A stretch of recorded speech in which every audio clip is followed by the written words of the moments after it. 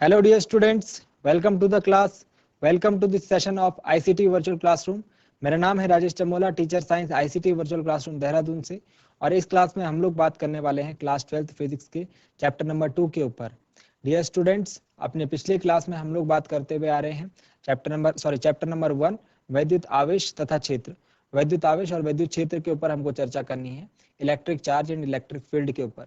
अब तक हम वैद्युत आवेश को समझ चुके हैं, वैद्युत आवेशों पर आधारित एक नियम कूलाम के नियम की व्याख्या कर चुके हैं, उसको समझ चुके हैं, उस पर आधारित न्यूमेरिकल्स कर चुके हैं, आंकिक प्रश्न कर चुके हैं।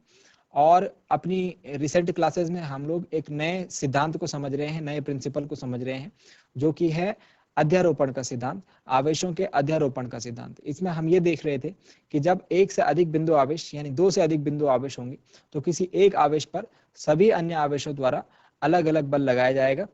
तो ये हमने आवेशों के अध्यारोपण के सिद्धांत में देखा था। अब हम लोग बात कर रहे थे आवेशों के अध्यारोपण के सिद्धांत पर आधारित कुछ न्यूमेरिकल्स। तो एक न्यूमेरिकल हमने पिछली क्लास में करा था और कुछ न्यूमेरिकल्स हम लोग इस क्लास में भी करेंगे। तो डियर स्टूडेंट्स, मैं उम्मीद करता हूँ आप सबके सब फिट फाइन और हेल्दी होंगे और रेडी होंगे क्लास के लिए। चलिए, न्यूमेरिकल्स करने के लिए आप लोग अपना ध्यान स्क्रीन पर बनाए रखिए। हम चलते हैं स्मार्ट बोर्ड की स्क्रीन पर। एक क्वेश्चन और लेते हैं आज फिर से। किस पर आधारित है? अध्यारोपण के सिद्धांत पर आधारित है।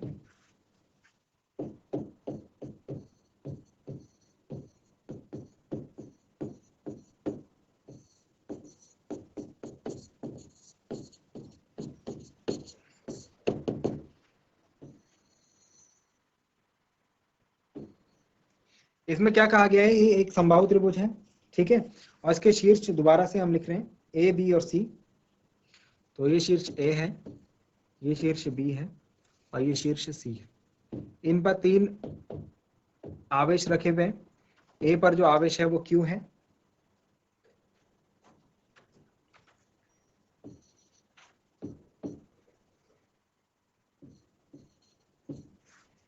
बी पर जो आवेश है वो भी क्यू है,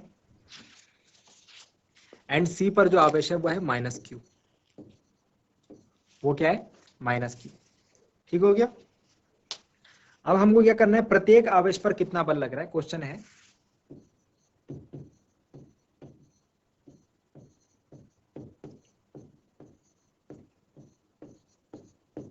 प्रत्येक आवेश पर कितना बल लग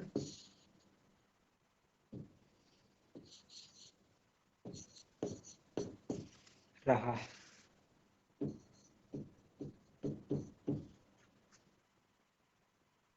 चलिए इसका सॉल्यूशन देखते हैं।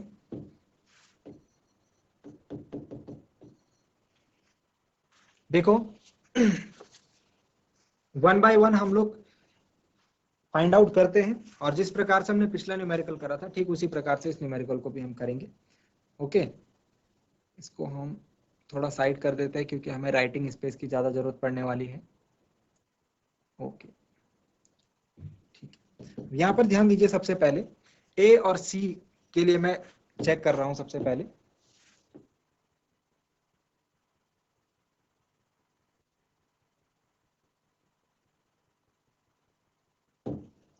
तो फर्स्ट पॉइंट में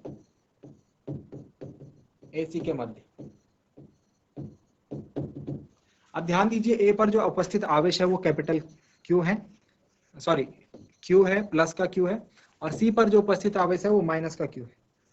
सी पर जो उपस्थित आवेश है वो माइनस का क्यू है। तो जो यहां पर बल की गति, जो बल होगा ये कौन से डायरेक्शन में होगा? It will be in this direction, इस प्रकार से,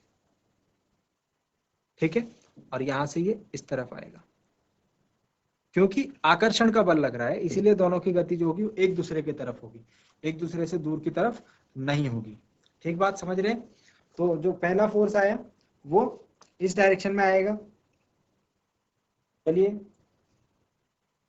AC के मध्य जो लगने वाला बल है उसको हम F से कैलकुलेट करते हैं कूलाम के नियम से, 1/4 pi epsilon naught Q1 Q2 upon R square. इनके बीच की दूरी सपोज मैं बोल रहा हूं कि L है, तो तीनों की जो डिस्टेंस होगी वो LL होगी।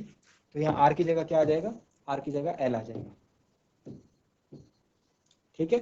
बट ध्यान रखना एक क्यू प्लस का था एक क्यू माइनस का था, तो यहाँ पर ओवरऑल माइनस चार्ज आ जाएगा, तो it will be F is equal to -1/4 pi epsilon naught q into q हो जाएगा q square upon l square, ठीक है। इतना न्यूटन जो है बल ए और सी के मध्य, ए पर आवेश क्यू जो है क्यू पर आरोपित कर रहा है, या फिर क्यू माइनस क्यू जो है क्यू द्वारा खींचा चला रहा है इतने बल द्वारा, आप ये भी कह सकते हैं, ठीक है।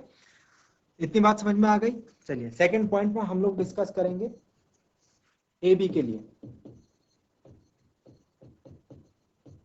तो सिमिलरली आप देखिए ए पर उपस्थित जो आवेश है, ए पर उपस्थित जो आवेश है वो प्लस का क्यू है, ओके, और बी पर जो उपस्थित आवेश है वो भी प्लस का क्यू है।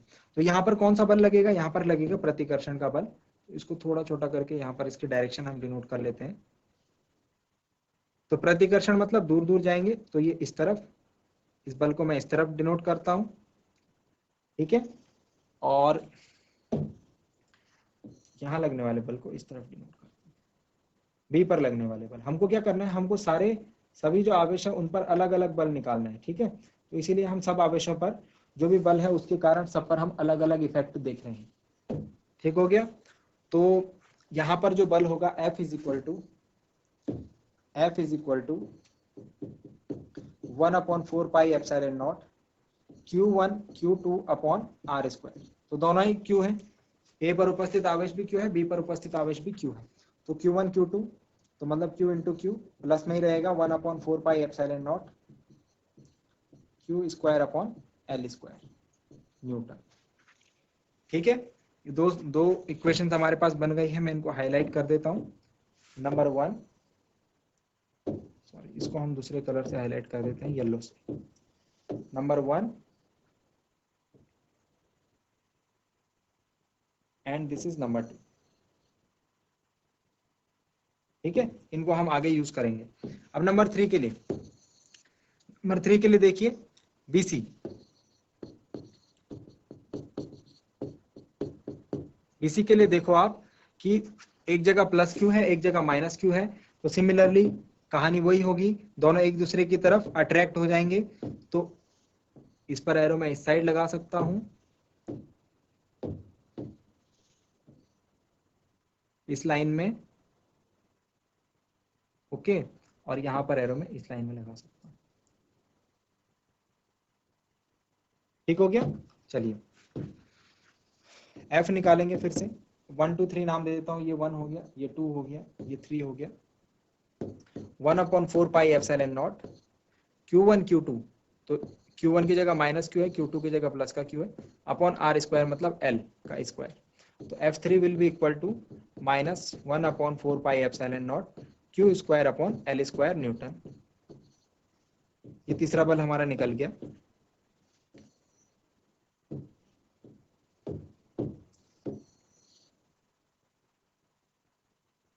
ओके, तो आप देखिए हमने लगभग निकाल लिया है कि किस आवेश द्वारा किस पर कितना बल आरोपित होगा, ठीक है।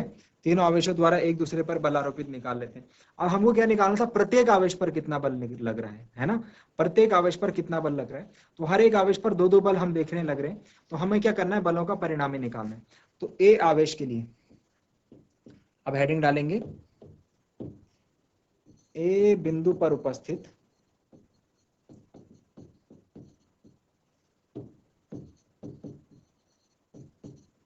आवेश पर लगने वाला परिणामी बल, कुल बल। और ये मैंने आपको बताया था, ये हम कैसे निकालते हैं, ये हम फाइंड आउट करते हैं किससे, सदिशों के समांतर चतुर्भुज नियम से, है ना। समांतर चतुर्भुज नियम द्वारा इनका हम फाइंड आउट करेंगे। तो मैं इसकी डायरेक्शन आपको बता देता हूं, जो इनका परिणामी आएगा वो इस डायरेक्शन में आएगा, इनके ठीक बीच की डायरेक्शन में, ओके। ऐसे बनाना चाहिए मुझे इसको, कुछ ऐसी डायरेक्शन में आएगा, ठीक है। तो ये वाला जो है ये परिणामी होगा, इसको हम FA बोल सकते हैं, ठीक है। तो ये हमको फाइंड आउट करना है। तो जो FA निकल कर आएगा, FA निकल कर आएगा, वो आएगा आपका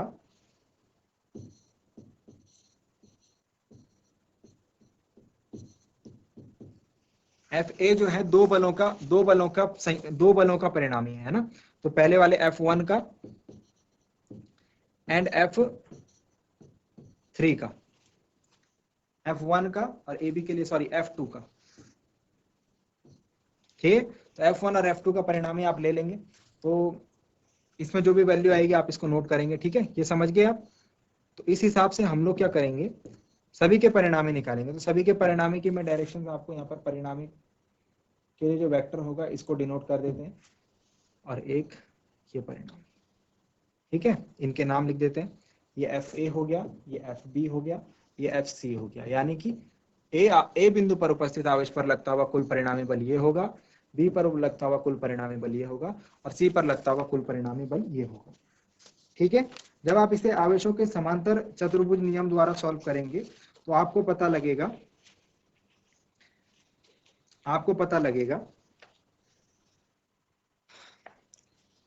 कि जो C पर उपस्थित आवेश है उस पर लगने वाला कुल बल A पर लगने वाला जो कुल बल है वो आएगा आपका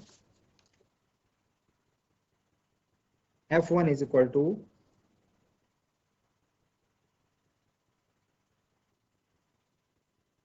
1/4πε0 Q square upon L square. ठीक है, ए बिंदु पर उपस्थित आवेश Q पर लगने वाला कुल बल FA is equal to 1/4πε0 Q square upon L square newton. ठीक है, और FB के लिए भी इतना ही आएगा आपका, FB के लिए भी इतना ही आएगा 1/4πε0 Q square upon R square, और C के लिए आएगा आपका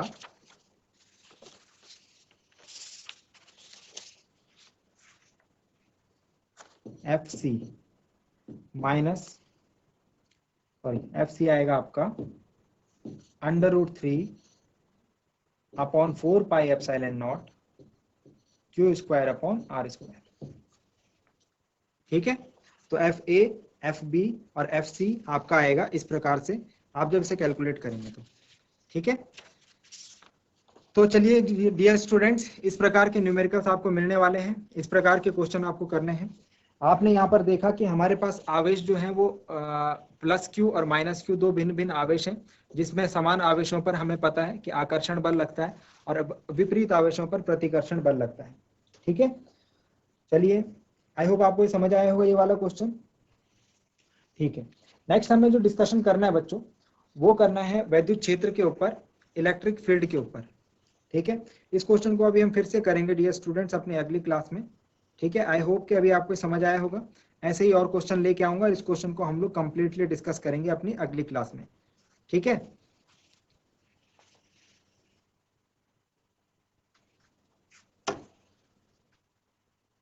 इलेक्ट्रिक फील्ड को डिस्कस करना है। इलेक्ट्रिक फील्ड से पहले मैं कुछ बेसिक चीजें आपके साथ रिपीट करना चाहूंगा।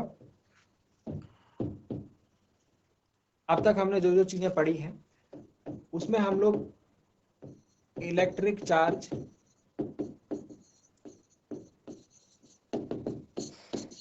यानी वैद्युत आवेश को समझ चुके हैं।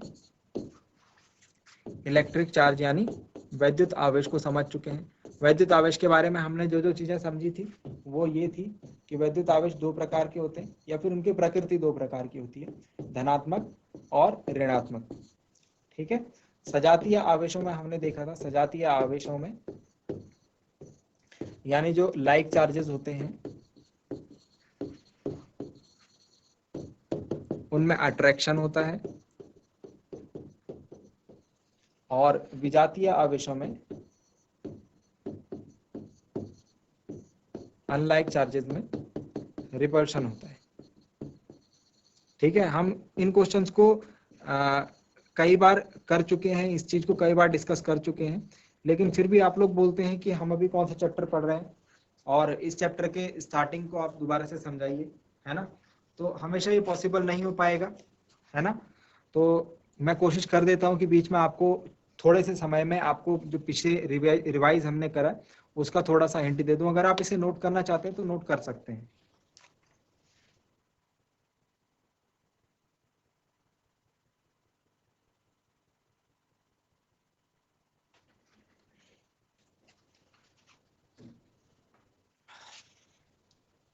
ओके, सजातीय आवेश एक दूसरे को आकर्षित करते हैं एवं विजातीय आवेश एक दूसरे को प्रतिकर्षित करते हैं। ठीक हो गया। इसके अलावा हमने आवेशों से संबंधित और जो इंपॉर्टेंट बातें पढ़ी थी कि जब किसी वस्तु को आवेशित किया जाएगा, जब किसी वस्तु को आवेशित किया जाएगा तो उसके कुछ तरीके होंगे। आवेशित करने के तरीके यानी आवेश के स्थानांतरण करने के तरीके। तो वस्तु को आवेशित करने के जो तरीके हैं उनमें नंबर 1 हम बात करते हैं घर्षण द्वारा यानी फ्रिक्शन के द्वारा। नंबर 2 हम बात करते हैं प्रेरण द्वारा, और नंबर 3 हम बात करते हैं चालन द्वारा। यानी चार्जिंग हम जो करते हैं, charging of a body is done by friction और बाय इंडक्शन और बाय कंडक्शन। ठीक है। तो जब हमको कोई वस्तु को आवेशित करना है, आवेशों का स्थानांतरण करना है, उसके लिए 3 तरीके हैं। घर्षण में और चालन की जो प्रक्रिया है, इसमें जो बॉडीज हैं, जो वस्तुएं हैं, वो सीधे संपर्क में रहती है। लेकिन प्रेरण में जब आवेशित किया जाता है वस्तुओं को तो वो सीधे संपर्क में नहीं रहती। ठीक है। तो घर्षण हो गया, प्रेरण हो गया, चालन हो गया, इस प्रकार से वस्तुओं को आवेशित किया जाता है। ये आवेशित करने के तरीके हैं। नेक्स्ट जो बात आपको इसमें ध्यान रखनी है वो ये है कि इसके बाद हमने पढ़ा था कूलाम का नियम। कूलाम का नियम, कूलाम्स लॉ। कूलाम्स लॉ में हमने देखा था,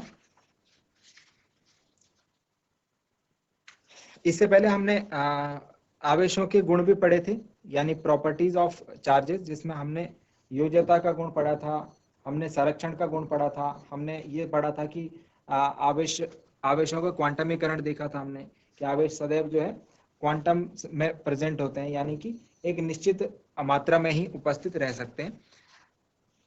उसके बाद कूलाम का नियम देखा था। कूलाम के नियम में हमने ये देखा था, सपोज एक आवेश ये है और एक आवेश ये है, इन दोनों के बीच की दूरी r है, तो इन दोनों आवेशों के बीच जो बल लगेगा उसे हम वैद्युत बल कहेंगे।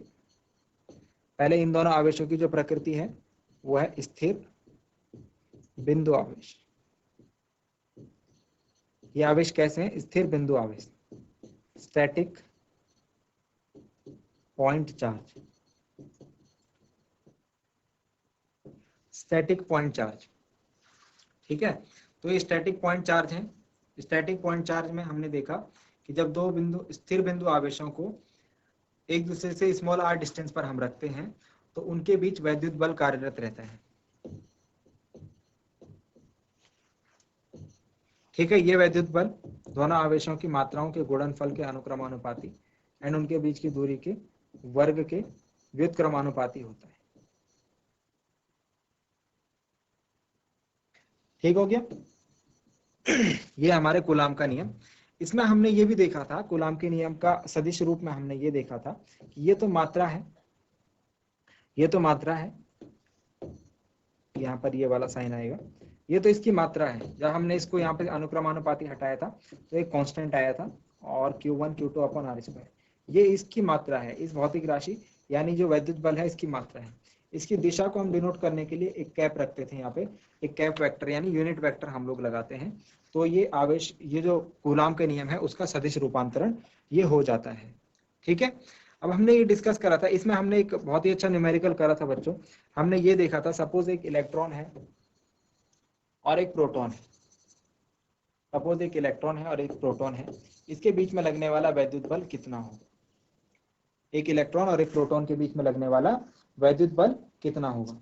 तो इलेक्ट्रॉन, आपको पता है इलेक्ट्रॉन और प्रोटॉन के बीच में लगने वाला जो वैद्युत बल होगा वो किसके कारण होगा? उनके आवेशों के कारण। तो इलेक्ट्रॉन पर हम जानते हैं कितना आवेश होता है, -1.6 इंटू 10 की पावर -19 कूलाम, और इस पर होता है +1.6 इंटू 10 की पावर -19 कूलाम। आवेश तो दोनों पर बराबर है लेकिन प्लस और माइनस है यानी कि विपरीत आवेश है। और अभी अभी हमने क्या पढ़ा था, विपरीत आवेश या विजातीय जो आवेश होते हैं वो एक दूसरे को प्रतिकर्षित करते हैं, तो इनके बीच में प्रतिकर्षण का बल लगेगा।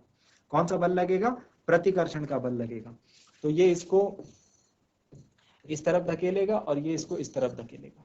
ठीक है, इलेक्ट्रॉन प्रोटॉन को दूसरी तरफ, प्रोटॉन इलेक्ट्रॉन को दूसरी तरफ धकेलेगा। ठीक हो गया।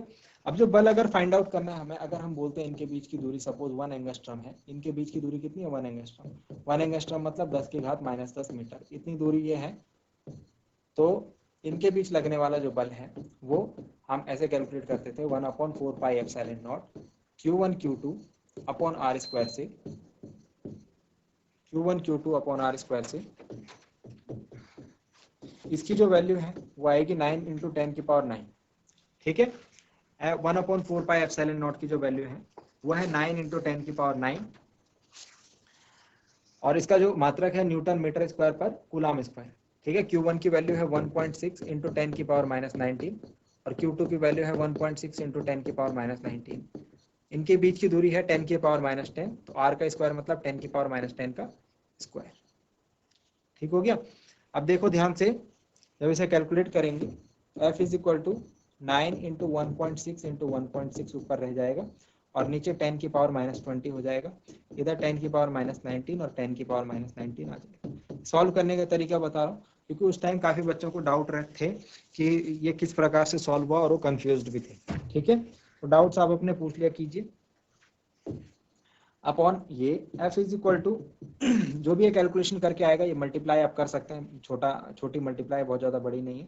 10 की पावर को कैसे सॉल्व करेंगे ये मैं बता रहा हूँ आपको। ठीक है, 10 की घात को कैसे सॉल्व करेंगे मैं बता रहा हूँ। ये 10 की घात -20 है, जब ये ऊपर जाएगा तो ये 10 की घात 20 ही रहेगा लेकिन प्लस का हो जाएगा। बात समझ में आई? जब ये 10 का घात -20 10 की power -20 will go on upside, तो ये क्या हो जाएगा 10 की पावर +20 हो जाएगा। ठीक है, 10 की पावर +20 होने के बाद अब ये 10 की घातों को हम कैलकुलेट कर सकते हैं। इसको कैसे कैलकुलेट करते हैं देखो, -19 -19 +20 -19 +20। जब आप इसे सॉल्व करेंगे -19 +20 को, तो आपका आएगा 10 की पावर -18। तो जो भी आपका पीछे नंबर आएगा वो F = वो इंटू 10 की पावर -18 न्यूटन आपका आंसर हो जाएगा। ठीक है, तो इस हिसाब से हमने क्या करा था, अब इसके आगे माइनस भी आएगा, ये बात भी ध्यान रखना, माइनस भी आएगा क्योंकि Q1 पर आवेश जो है माइनस में है। ठीक है, तो माइनस भी आएगा। माइनस क्या डिनोट करेगा, माइनस ये चीज डिनोट करेगा कि ये जो बल है ये कौन से नेचर का है, ये प्रतिकर्षण है, रिपल्सिव है, प्रतिकर्षण बल। ठीक है, अब एक चीज और ध्यान देनी है आपने कि सपोज हम कूलाम के नियम की जो तुलना कर रहे हैं वो गुरुत्वाकर्षण के नियम से कर रहे हैं। कूलाम के नियम की तुलना गुरुत्वाकर्षण के नियम से।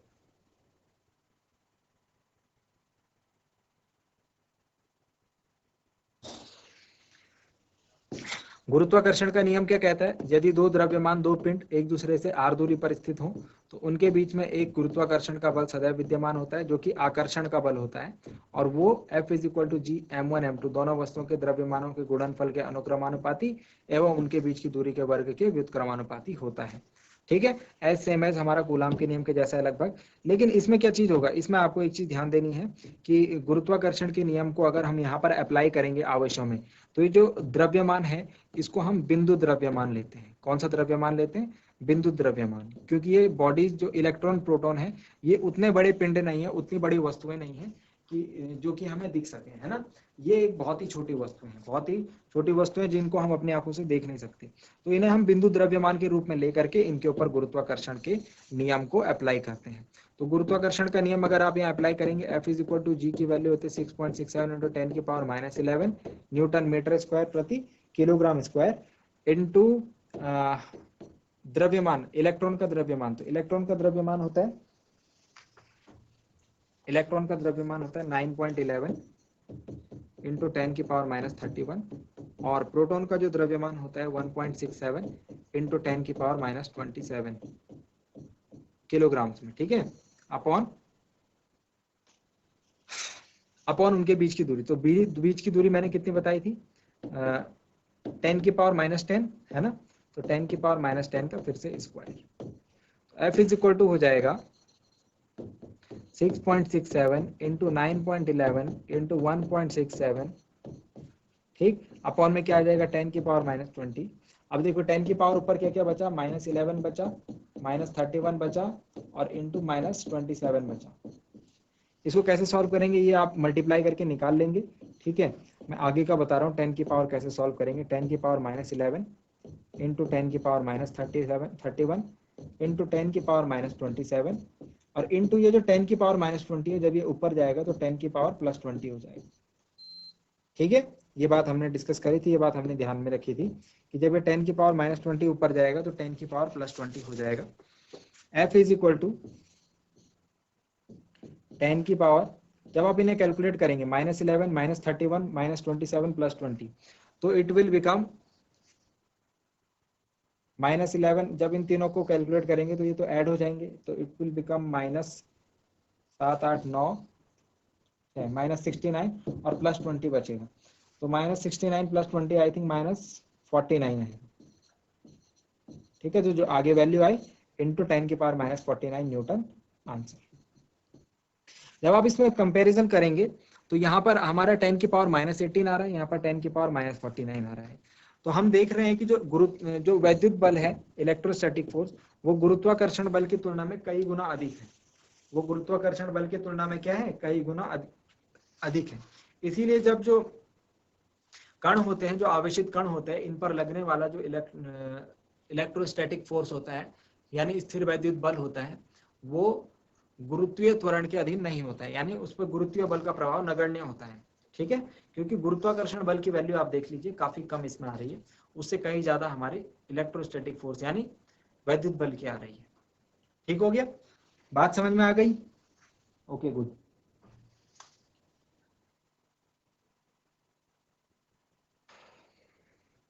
नेक्स्ट चीज जो हमने इसमें डिस्कस करी थी, सिमिलरली आप जो है सिमिलर सेम क्वेश्चन जो है आप खुद से कर सकते हैं, खुद से आप क्वेश्चन बनाइए। हमने लिया है एक इलेक्ट्रॉन को और एक प्रोटॉन को, तो मैं प्रोटॉन और प्रोटॉन ले सकता हूँ, है ना, दोनों प्रोटॉन ले सकता हूँ।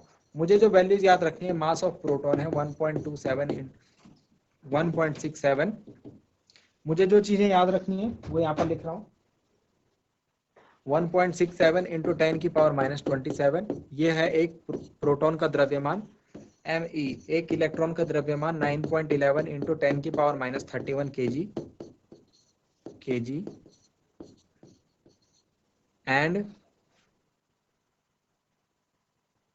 चार्ज आवेश, charge on electron is 1.6 into 10 की पावर -19 कूलाम माइनस का, and charge on proton is 1.6 into 10 की पावर -19 कूलाम।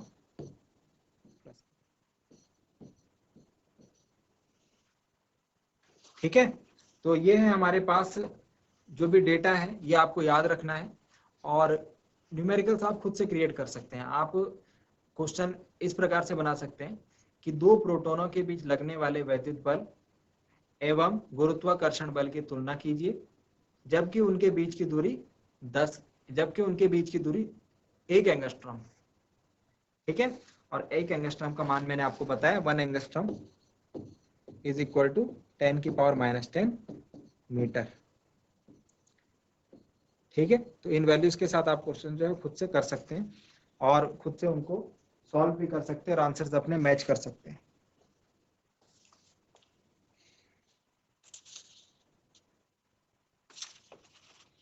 नेक्स्ट जो है अब हम जो नेक्स्ट पढ़ रहे थे वो था बहुल आवश्यकों बीच बल, और जो हम अभी पढ़ रहे हैं अध्यारोपण का सिद्धांत। अध्यारोपण के सिद्धांत में ये बात कही गई है कि सपोज 4 हमारे पास आवेश हैं, एक आवेशीय है, एक आवेशीय है, एक आवेशीय है, Q1 Q2 एंड Q3। तो सपोज 3 आवेश है, तो तीनों आवेश जो है, अगर मैं Q1 आवेश की बात करूं तो Q2 आवेश द्वारा भी इस पर बल आरोपित होगा, Q3 आवेश द्वारा भी बल इस पर आरोपित होगा।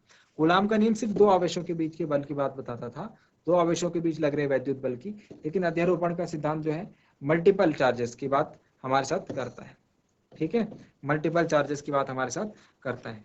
तो ये था हमारा अध्यारोपण का सिद्धांत तक। अब अध्यारोपण के सिद्धांत पर आधारित न्यूमेरिकल्स भी हम लोग आज कर चुके हैं। अगली क्लास में हम लोग इसके नेक्स्ट पार्ट के ऊपर डिस्कशन करेंगे, जो कि है वैद्युत क्षेत्र। वैद्युत क्षेत्र का क्या मतलब होता है, वैद्युत क्षेत्र को किस तरीके से आप समझ सकते हैं बच्चों, मैं थोड़ा सा आपको इंट्रोडक्शन देने की कोशिश करता हूँ। नेक्स्ट जो हमारी हेडिंग है वो है विद्युत क्षेत्र।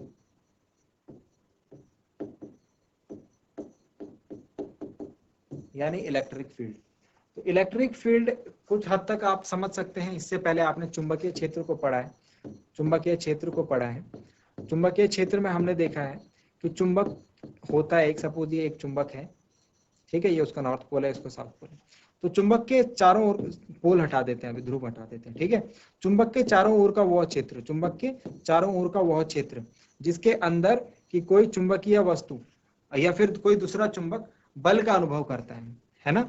मतलब कि सपोज मैं एक चुंबक लेके आया यहाँ से, मैं एक चुंबक को लेके आ रहा हूँ यहाँ से, उसे मैंने यहाँ पर रखा तो उस पर इस वाले चुंबक का कोई प्रभाव नहीं पड़ा। फिर मैं उसे थोड़ा अंदर तक लाया तो अभी भी कोई प्रभाव नहीं पड़ा। फिर मैं थोड़ा और अंदर लाया तो अब तुरंत से इसने इसको आकर्षित या प्रतिकर्षित कर लिया।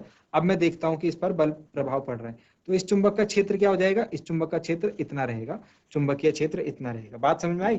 तो चुंबकीय क्षेत्र वो क्षेत्र होता था जिसमें कि हमने क्लास 10th में पढ़ा था, जिसके चारों तरफ का, चुंबक के चारों ओर का वह क्षेत्र जिसमें कि कोई दूसरा चुंबक या कोई चुंबकीय पदार्थ उस चुंबक द्वारा बल को अनुभव करता है, जो चुंबकीय बल है उसका अनुभव करता है। अब चुंबकीय बल भी दो प्रकार का हो सकता है, आकर्षण का हो सकता है, प्रतिकर्षण का हो सकता है। आपको पता है चुंबक में ध्रुव होते हैं, दो ध्रुव होते हैं, नॉर्थ एंड साउथ। तो जब समान ध्रुव होंगे, सपोज मैं दूसरा चुंबक लाया, उसका भी मैंने नॉर्थ रख दिया यहाँ पे, तो समान ध्रुवों में क्या होता है, प्रतिकर्षण होता है वहां भी, और विपरीत ध्रुवों में क्या होता है, आकर्षण होता है। ऐसा ही सेम टू सेम यहाँ विद्युत क्षेत्र में भी होगा। विद्युत क्षेत्र में क्या होगा बच्चों, जब कोई बिंदु आवेश हम कंसिडर करेंगे, जब बिंदु आवेश को हम कंसिडर करेंगे, तो आवेश दो प्रकार का होता है, एक तो नेगेटिव चार्ज होता है और एक पॉजिटिव चार्ज होता है ना। तो वो अपने चारों ओर एक विद्युत क्षेत्र को उत्पन्न करेगा, उसके चारों ओर एक विद्युत क्षेत्र यानी इलेक्ट्रिक फील्ड जो है उत्पन्न हो जाता है। इसे हम इंग्लिश में कहते हैं इलेक्ट्रिक फील्ड।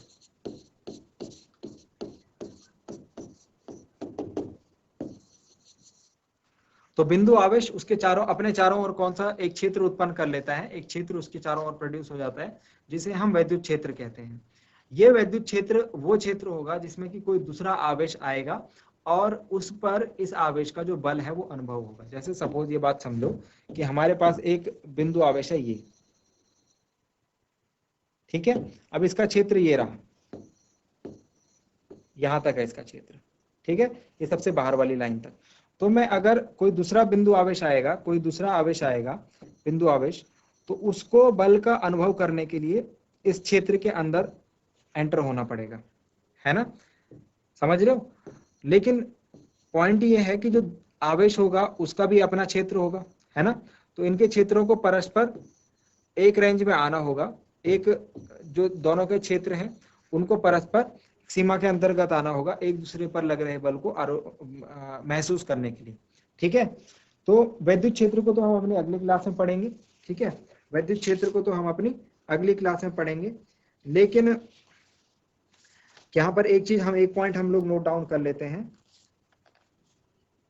एक पॉइंट हम नोट डाउन कर लेते हैं। विद्युत क्षेत्र में हम लोग डेफिनेशन लिखेंगे। सपोज दो हमारे पास आवेश है, आवेश दो प्रकार के होते हैं ना, धन आवेश और ऋण आवेश, ठीक है। तो ये वाला जो आवेश है ये प्लस क्यू है यानी धन आवेश है, और ये वाला जो आवेश है वो ऋण आवेश है, ठीक है। तो इन पर लगने वाला जो बल होगा, इन पर जो विद्युत क्षेत्र होगा वो कुछ इस प्रकार से होगा।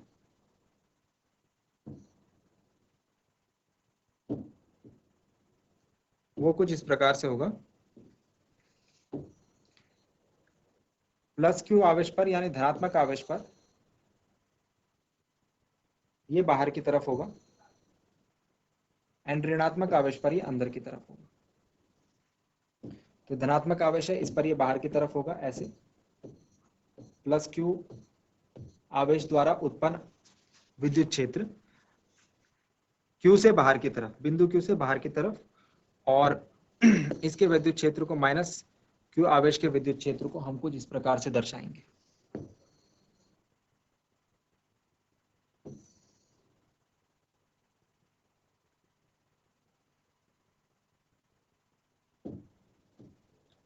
और यहां पर जो विद्युत क्षेत्र होगा वो अंदर की तरफ होगा, ठीक है। तो ये है परस्पर दो आवेशों के कारण चुंबकीय क्षेत्र, ठीक है।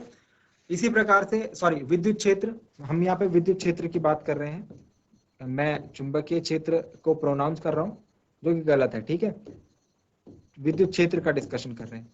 तो ये आवेश प्लस Q के कारण उसके आसपास उत्पन्न विद्युत क्षेत्र है, और ये माइनस Q आवेश के कारण उसके आसपास उत्पन्न विद्युत क्षेत्र है, ठीक है। सो चलिए डियर स्टूडेंट्स, आज के लिए इतना ही। उम्मीद करता हूं जो बातें आपको बताई गई वो आपके समझ में आई होंगी और आपको इंटरेस्टिंग लगी होंगी। चैप्टर को भी एक बार रिवाइज करवाया है, बीच बीच क्लासेस में हम लोग चैप्टर को रिवाइज करवाते रहते हैं, क्योंकि कुछ बच्चे नए जुड़ते हैं तो वो बीच बीच में क्वेश्चन पूछते रहते हैं कि ये कौन सा चैप्टर चल रहा है और हमें भी क्या पढ़ रहे हैं, ठीक है। तो उस चीज को अवगत कराने के लिए एक बार हम लोग जब फ्लो में आएंगे तो आगे की चीजों के ऊपर ज्यादा फोकस करेंगे। अगली कुछ क्लासेस से हम लोग न्यूमेरिकल्स के ऊपर ज्यादा फोकस रखेंगे और थ्योरेटिकल पोर्शन को हम फटाफट कवर अप करते जाएंगे। तो डियर स्टूडेंट्स, आज के लिए इतना ही। उम्मीद करता हूँ आज की क्लास आपको पसंद आई होगी, कुछ नया सीखने को आपको जरूर मिला होगा। अगली क्लास में मिलते हैं एक नए और इंटरेस्टिंग टॉपिक के साथ। क्लास से जुड़ने के लिए आप सभी का बहुत बहुत धन्यवाद। Thank you very much and have a nice day.